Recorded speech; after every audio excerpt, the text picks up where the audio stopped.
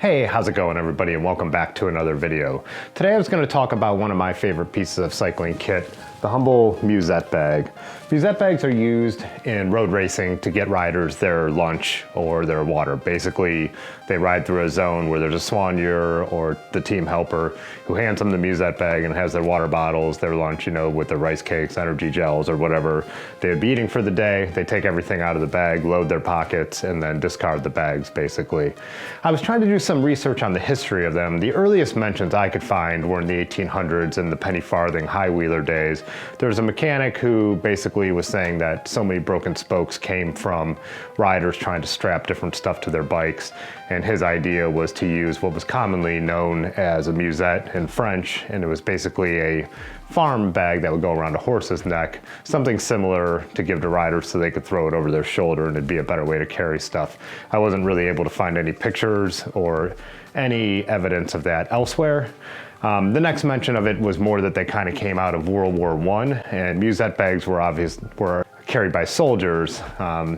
And so that might have been the inspiration for what the cycling musette bag became. Early on in road racing, there weren't feed stops or feed zones. Basically, the riders just stopped in cafes and bars and had a beer, had a glass of wine, ate as much as they could till they were full, and then the race organizers were left trying to pay the tabs, and the restaurateurs were trying to find the race organizers apparently to get the tabs paid. So in 1919, the feed zone was introduced, but it's more what we would consider today like what you have in a sportif or a charity ride, where you pull up and there's some tables and tents with, you know, your bananas and granola bars or whatever may be. And I guess it went that way for a while, and then over time it really did evolve into the feed zone where you grab a musette, and I guess by the 1950s that was the ubiquitous way to do it. That's how all the teams were doing it.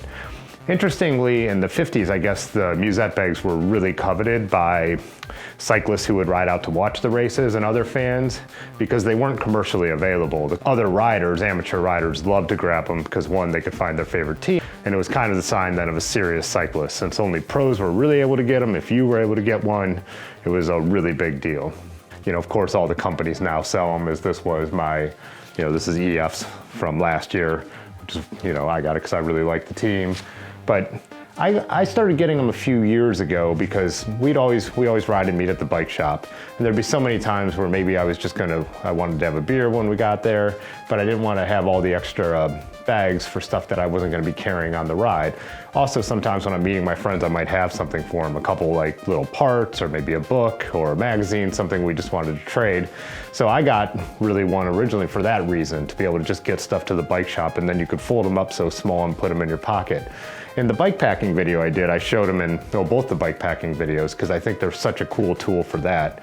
They fold up so small, and then again, you only need to bring the bags you need. You don't need to have extra space, but if you do stop, you're getting food to bring to a campfire, you're getting beer to bring somewhere, or say you decide to buy something and it's towards the end of the trip, they're so great for just packing stuff with you. That's why, you know, I kind of say they're like the perfect piece of bike kit.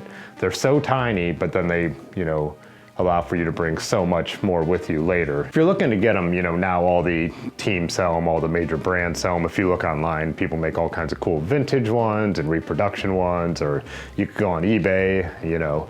The pro ones that are just from like a year or two old will oftentimes be really cheap on eBay because they are, you know, thrown to fans on the side of the road. I have my Team Sky one that I use all the time, and that was 10 bucks on eBay, and it came from the Grand Prix Montreal. So, you know, it was one of the Sky riders. They had their, you know, lunch and then was off to the side, and some guy sold it to me for 10 bucks free shipping. You know, like the Rafa EF ones, it's Rafa, it's more expensive. I originally had bought like a vintage La Vie Claire one from that team era, and so be careful when you buy it because this one's super cheaply made. I've put a couple things in there. It's fine for like a shirt or something, but even a couple cans of beer, it feels like it's gonna break. So when you do look online, there's lots that sell like the vintage logo ones. Take a closer look at what the quality looks like, because some are very, very cheap. Yeah, I think it's something that's just kind of cool little thing to have and a cool little thing to always take with you. Kind of a funny story about today, I was getting ready to go deliver some of these t-shirts. If you saw my last video, I had my friend Micah print up some shirts with my logo. And so I was gonna do some bike deliveries of them. And I only had my frame bag on the bike, and I'd already packed it with extra jackets. And I'm like, you know, one of those things like, what bag should I grab? And then I'm like, oh yeah, I also had microprint Musette bags with my name on it in the same box. So, you know, of course I grab it, pack the t-shirts in there to go deliver them. And again, I'm like, perfect use for the bag, but so funny that I planned on making a Musette video today. And I just got my own Musettes made, and then it took me a minute to realize this is how I should do it. And anyways, yeah, I do have those for sale. So the same logo that's on my shirt. I found a company that sold them. They're kind of I think they're the 10-inch size. I'll put all that in the description below. But yeah, they're 15 bucks if you're here locally. I haven't set up an e-commerce website, but if you want me to ship you one, you could just message me your address. You could always use Venmo or whatever. So anyways, that's it for today. Just a quick little video promoting my bags, and then just what I think everyone should have, whether you buy mine or go get a cool vintage one, whatever. But I think you should have a Musette bag or a few, and always have them on the road with you. Anyways, I will see you in the next one.